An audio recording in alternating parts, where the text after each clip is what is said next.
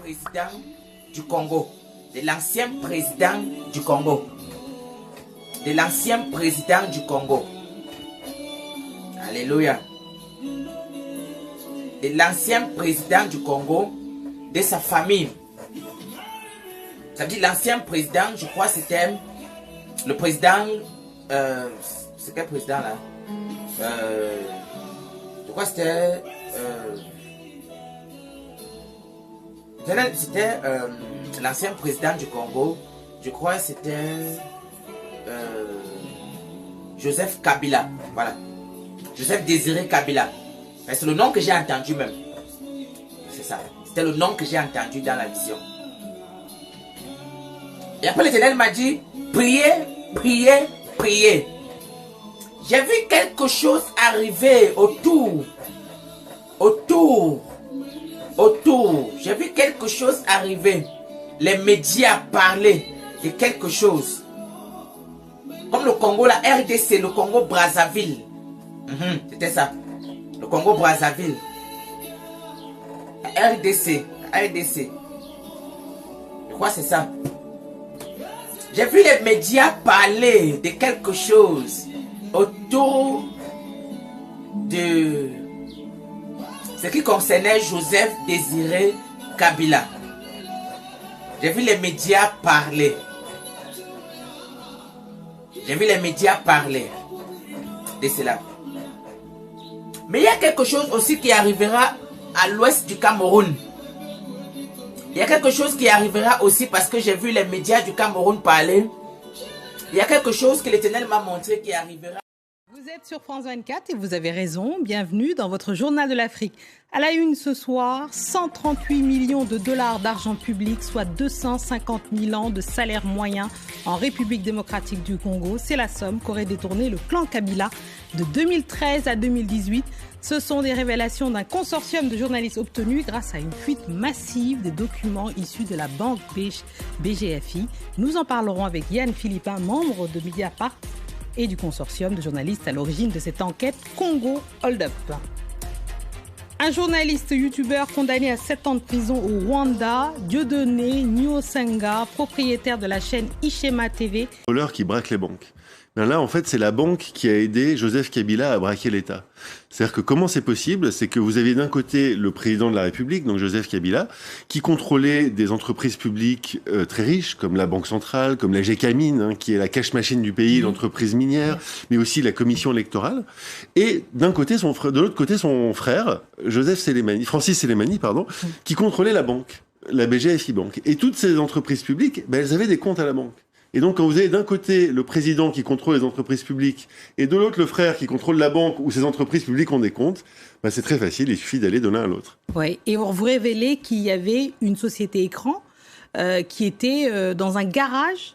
Oui, c'est assez incroyable. C'est une société écran qui s'appelle Sudoil, alors qui, comme son nom l'indique pas, en fait, qui n'avait plus rien à voir avec le pétrole, qui était basée dans un garage à Kinshasa, mais où il y avait rien, il y avait pas de salariés, c'était une société écran, comme on dit. Et cette société Sudoil, grâce à cette banque, la BGFI, a reçu donc au moins 92 millions de dollars. Les 138, c'est les épisodes d'après qu'on va révéler dans les prochains jours.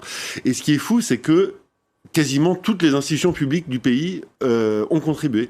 C'est-à-dire, il y avait l'argent de la Banque centrale, l'argent des mines, la GECAMINE, l'argent des élections. C'est-à-dire l'argent censé organiser les élections est arrivé chez Sudoil pour la CENI, exactement. L'argent des routes, le FONER, alors que la RDC, c'est un pays qui manque cruellement de routes. Il y a énormément de pistes, ça manque de routes goudronnées. 10 millions de dollars des routes qui sont arrivées chez Sudoil. Et peut-être la cerise sur le gâteau, c'est l'argent des casques bleus congolais. Oui, c'est-à-dire, c'était la paye des militaires congolais qui étaient en mission de maintien de la paix en Centrafrique. 6,8 millions de dollars qui auraient dû servir à payer ces soldats congolais et qui se retrouvaient dans cette société écran immatriculée dans un garage et qui était contrôlée par, devinez qui, Francis Sélémani, le frère du président et directeur de la banque. Alors justement, vous révélez qu'au-delà du président lui-même, c'est tout un clan justement qui est impliqué dans ce détournement. Oui, alors les deux personnages principaux sont donc le frère adoptif du président Francis Soleimani, qui était le directeur général de la banque par laquelle sont passés ces détournements.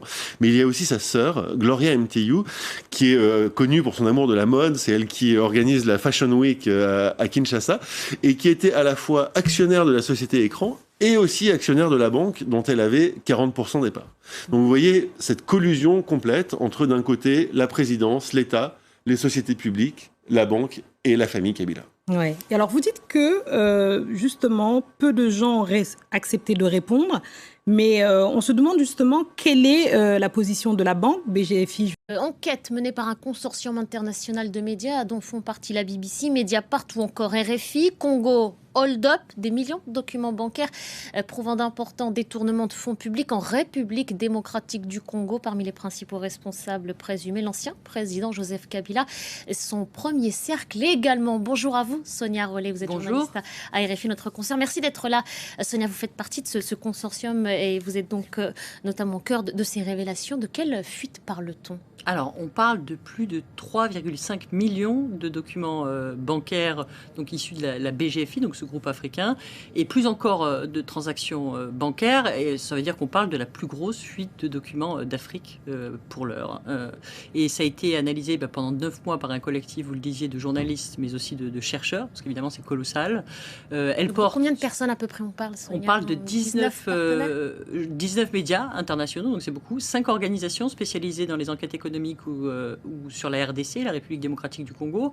Et on a travaillé bien pendant 9 mois sur cette fuite de documents pour essayer d'identifier justement les responsables présumés de ces détournements. Alors ce qu'on a découvert notamment, c'est que la famille de Joseph Kabila et l'ancien chef d'État et certains associés ont perçu à travers donc une nébuleuse de société au moins 138 millions de dollars d'argent public. Nous nous intéressons évidemment à chacune de ces sociétés.